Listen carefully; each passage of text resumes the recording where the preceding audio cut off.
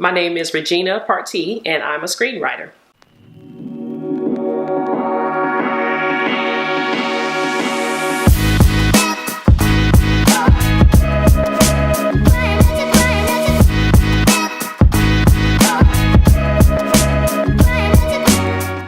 When I was a little girl, I used to make up stories in my head, but I hadn't put it together yet.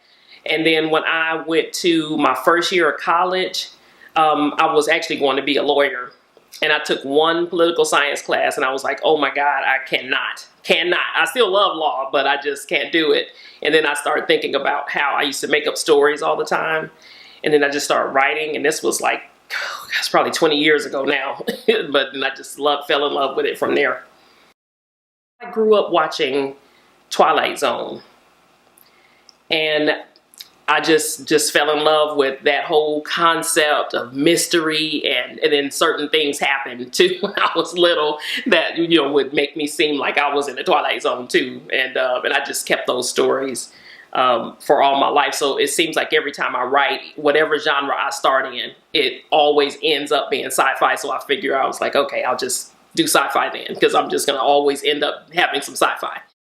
You plan on watching the new Jordan Peele version? Oh, absolutely, absolutely. I'm so excited about that Twilight Zone. I cannot wait till it comes back. But actually, the web series that I'm writing now is a sci-fi inspired web series too, and it's called 3:01 a.m. And of course, it's just all sci-fi, all the stuff that happens at that weird hour of the day. So I love it. It actually started as a feature film when I was at Georgia State.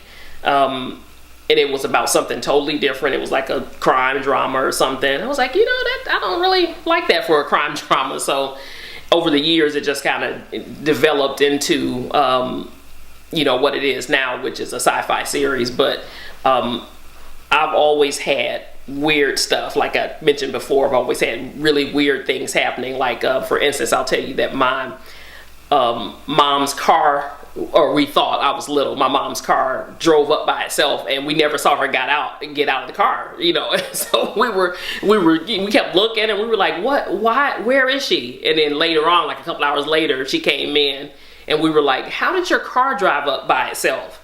And of course she was like, oh, you girls are crazy. It was me and my sister. But you know, it was stuff like that, statues turning seemingly by themselves. I know that was probably my brothers at this time, but when I was little, it just felt like everything was a mystery. And so I just built on that from when I, you know, all the way up till now, you know, where I just still love sci-fi and love mysteries and love like ghosts and things like that. So that's been really tough, to just being a black woman trying to tell a sci-fi story, because as you know, they don't think it's a lot of us. There are so many black women that write sci-fi, and they just being given a chance to express that and write it is imperative. That's why I keep writing and stuff too, and keep being attracted to people that write it too.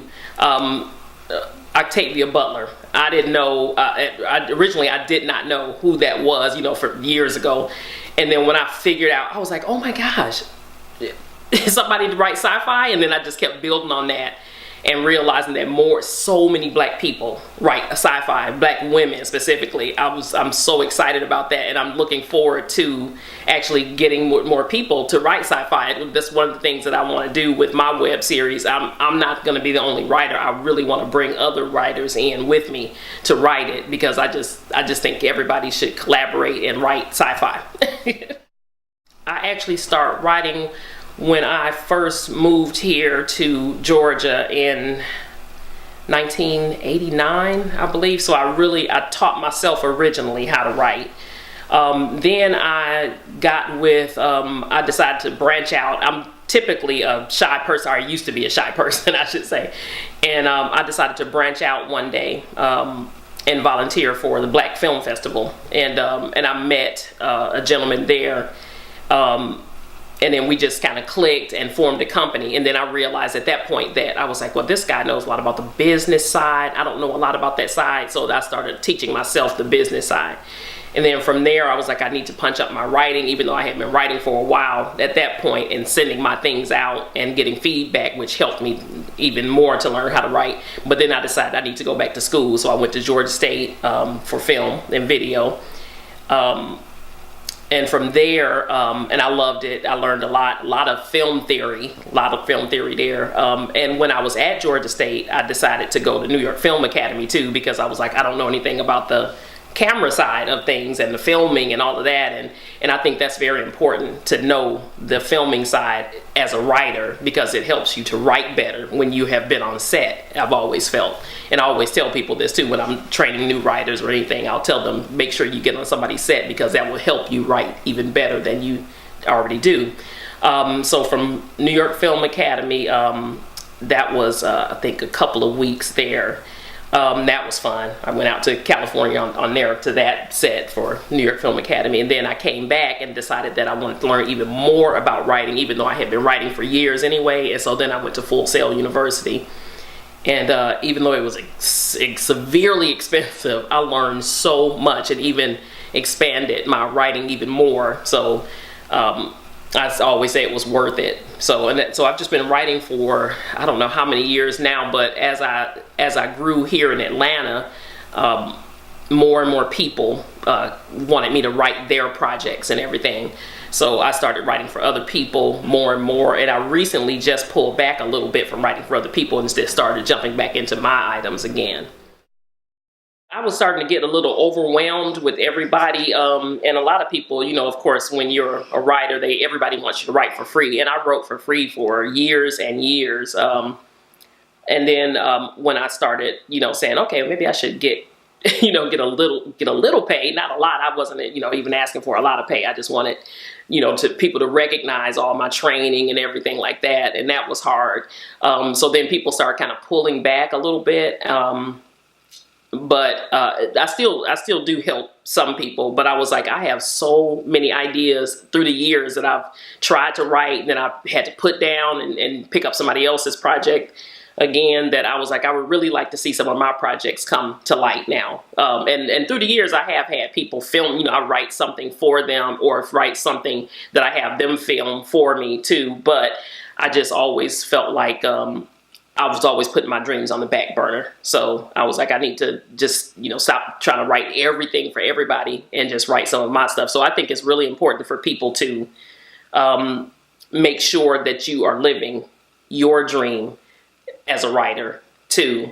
Because if you keep putting it off constantly, then you're going to always regret not being, you're going to always wonder what would have happened, if I had done my project, would it ever have come to fruition? Would I have ever made to that, level like a Shonda Rhimes or something? You won't ever know unless you do your own projects as well as trying to, fit in other people's projects too. I just really love creating characters, and it's almost like they're family almost, as you guys probably know, is when you're writing and stuff, it's like they come to life. And so they kind of keep you inspired to keep going, to tell their story. And I just always liked characters, and I've always been the type to just kind of go to the mall or whatever and just look at people. And that was one of my assignments in school too. And I always thought that was brilliant, to just observe people, hear people. And you'll be surprised at where stories come from, where inspiration comes from. You can just be walking in the mall or whatever, or I know that's an old reference because there's hardly any malls, but or walking in the grocery store and see somebody, walking by and just wonder, what their story is. And so that kind of keeps me inspired all the time, just trying to figure out what's going on with everybody. I actually start with a title, which is weird, and then I just build a whole story around it. 3:01 a.m. as a matter of fact came through that title. I mean, I don't know what, maybe I woke up that morning and it was 3:01 or something, but then I just grabbed onto that title and it just grew from there. But that's how all of my stories start. occasionally it'll start with a song, and then that song will keep playing in my head because I love writing musicals too. So, so that, you know, so either it's a song or a title or something I hear, but it's always a title mostly. Make sure that you write every day, even if it's only for 10 minutes. Try to get on somebody's set to be able to improve your writing, because that'll help you inform what type of stuff you're writing. Make sure you leave some white on the page. Don't write every piece of dialogue ever created when you're writing. Make sure you write like people speak naturally. And don't give up. I would just say don't give up. It's a long, super long journey, and you probably won't be like Shonda Rhimes or a, you know, really well recognized writer, but the people in the industry will know you. And I would say to make sure that you just keep writing, and also to write with integrity and operate in integrity, so that you can be invited back to write some more, and always write your own stuff no matter how tired you are.